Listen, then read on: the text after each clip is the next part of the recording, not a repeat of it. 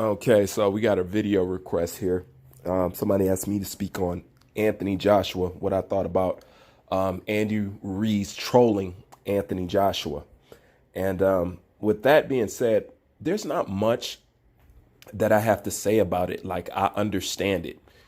And what I mean by that is this. We're going to have to be completely honest here. I'm happy for Andy Ruiz, and it's good to see him get almost like a fairy tale ending. No matter what happens to his career after this, he's in the books. He's got himself in a position to take care of his family and be able to take care of his family from here on out. If he invests his money right, he will be okay and he will be set up, you know what I'm saying, for the rest of his life. You know what I'm saying? He put himself in a position where he can be set up for the rest of his life. So I just heard he just bought himself a new home and everything. And I think that's great. I love to hear somebody who struggled most of their life not to have to struggle to the end of their day. So that's one thing I love about that. But when it comes to Andy Ruiz trolling Anthony Joshua, we have to be really honest here. Underneath it all, okay, underneath all this stuff, Andy Ruiz and his team know that they did not beat the real Anthony Joshua. He knows that. So in all actuality, whether people like it or not, whether some people get offended by what I'm finna say or not, this is the truth. Andy Ruiz became the first Mexican heavyweight champion off a technicality. We all know that. We all know he didn't fight the real Anthony Joshua. The reason why I bring that up is because the stuff that he's talking about Anthony Joshua now is to get inside of his head, okay? Whether he truly believes that or not, one thing that he truly knows is I didn't beat up the real Anthony Joshua. Like, those punches that I landed on him really shouldn't have hurt him the way that they did. He knows that. His team knows that, okay? So at this point, the best thing he can do is mess with Anthony Joshua's head. You know what I'm saying? Head games are very important in boxing, man.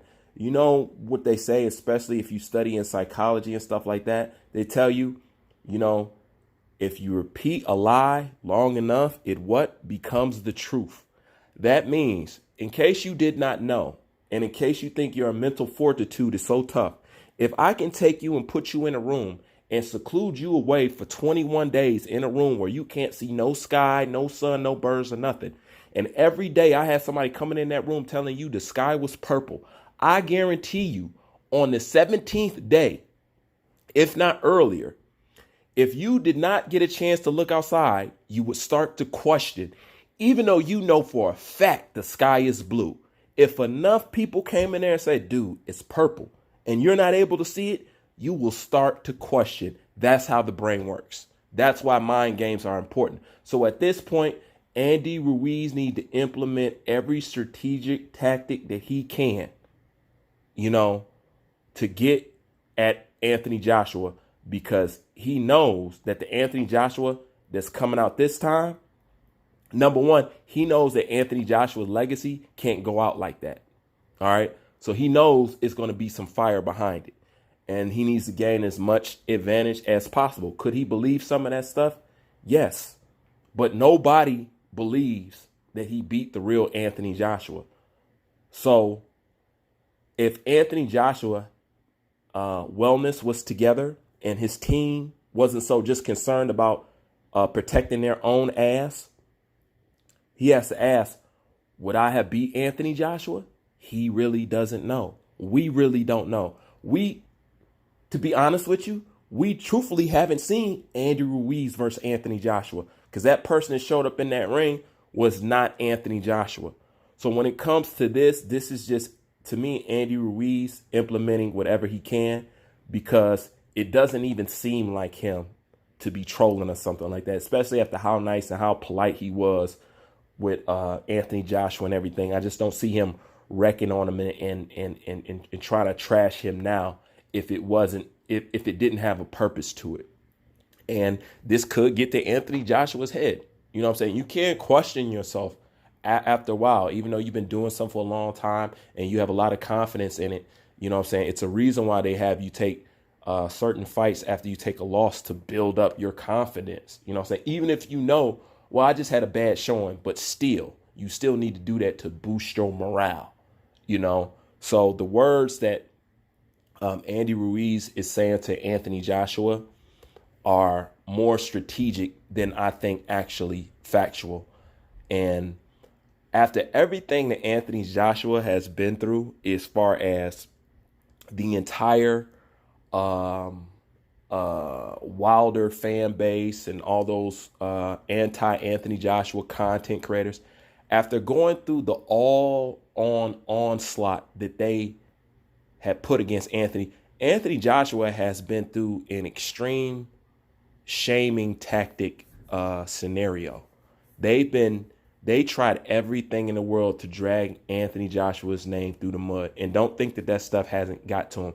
And they've been doing this to him, especially since he beat Klitschko.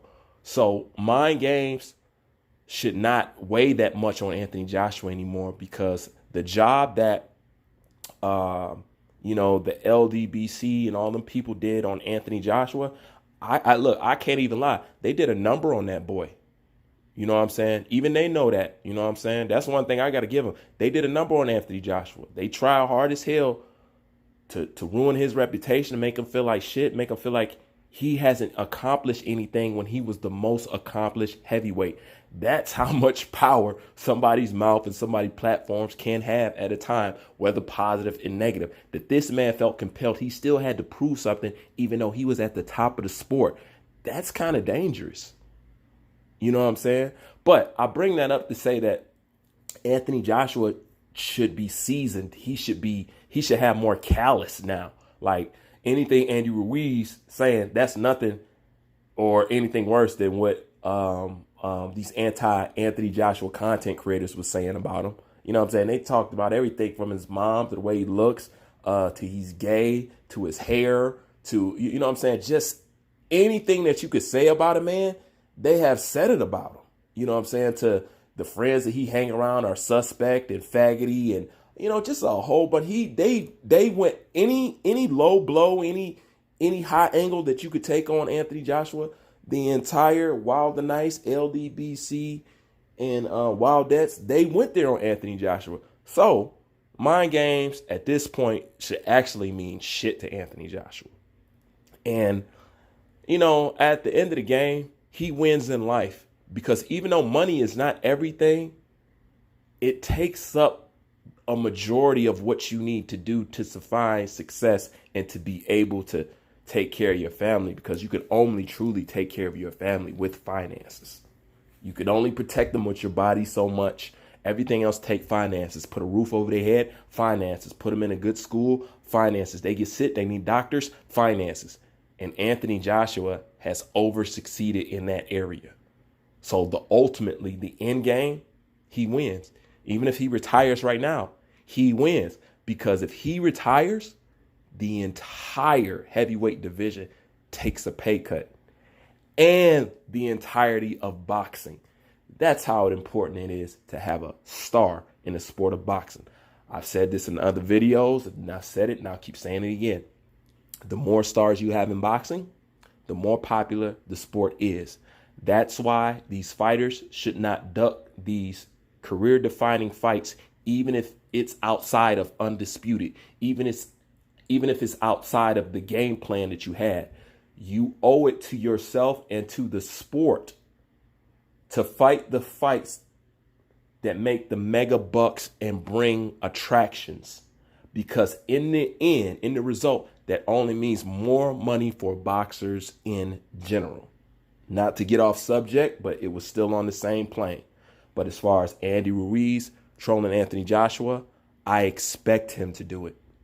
Because with the Anthony Joshua that has fought the Cam and everybody else, I don't see him losing to an Andy Ruiz. I see it being a challenging fight, but I don't see him losing to an Andy Ruiz. And this is what makes me think Anthony Joshua would be more deadly. You already lost, man. That chill is off. You know what I'm saying? Like, he doesn't have to worry about that more. You already lost your O. So now he can feel good and comfortable because Anthony Joshua has been worried about losing since he started boxing, or since he started becoming something that people had a high praise and a high promise in. He's always talked about it. I could tell that's been one of his fears, you know. And this is one thing, you know, I study body language and psychology. I mean, this is just stuff in my spare time because it helps with my profession, and it helps be able to read my clients and the athletes that I work with when they're not completely honest with me, or when they won't tell me what's going on with them, or when I can see something is wrong. The psychology part helps a lot. And one thing I noticed about Anthony Joshua, and I want you guys to notice this, I study people's patterns, what they do and what they don't do, and when they don't do something that they usually have always done, when something's out of sync. One thing I know about Anthony Joshua has been expecting to lose, I think, for 3 fights now, believe it or not. Hey, Joshua fans, don't chew me the fuck out. The reason why I say this, because I know something about Anthony Joshua. When Anthony Joshua's going through his training camp thing, you know, Anthony Joshua will stay rough and rugged. You know, he won't shave, he won't get a haircut, he won't do none of that.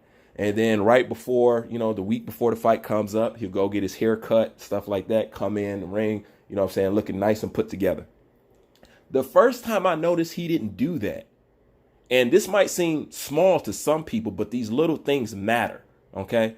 The first time I see him not get cleaned up and not look presentable, basically like he usually does when he goes and fight, was when he fought was that Povetkin. I'm like, damn, Anthony Joshua still looked like he looked when he was in training camp. If you notice, go back and look. That was the first time Anthony Joshua came to the boxing ring, and he wasn't clean shaved, he wasn't cut up, he wasn't nothing. He looked like he came straight out of training camp, threw them shorts on, and walked into the ring. And I said to myself, I was like, that's unusual. That let me know that he was actually even concerned about that fight. You know what I'm saying? Because he hasn't done that before. You know what I'm saying? If you look his whole career, that's his pattern. You know what I'm saying? He gets scruffy as fuck. You know what I'm saying? Let his hair go wild, train. The week before the fight, he go gets his hair cut. That's usually when the cameras are following him and they doing their little follow-up thing. And then he goes in there and fight. The Povetkin fight was the first time he just came in there looking raggedy, and just like he did when he was in training camp. I like, that's what let me know that he was actually concerned about that fight. You know, it's little things like that that I pay attention to that tells me a lot of what's going on with the fighter and what's going on with him. You know, but now that, well, I bring that up to say that he ain't got that pressure no more. At least he ain't got to worry about that. The worst thing that can happen to a boxer has already happened to Anthony Joshua. And like I said, that is one of the worst losses I have ever seen. So he's been to the bottom of the bottom of the bottom of the bottom. You know what I'm saying? He's down there with the sludge, the maggots, and all that. That's how far he dropped. After you come up out of that, what can bother you? What are you scared of? What do you have to lose? Nothing. That's what makes him a dangerous man, if he still keeps the same hunger. But that's my opinion on the trolling with Andy Ruiz. Also, just like anybody else, I don't mind if you guys make a request, if I can catch it and if I can see it in the comment section. And it's something, well, I'm not going to lie, I have to have a little bit of interest in it too. But, you know, I will make videos for those who have things that they want me to talk about. So don't be afraid. Leave your suggestion or something that you want me to talk about or speak on. And I'll go through it and I'll do my best to get those videos out to you so y'all can at least hear my opinion on it. And that's it. Bruce Vane, I'm out.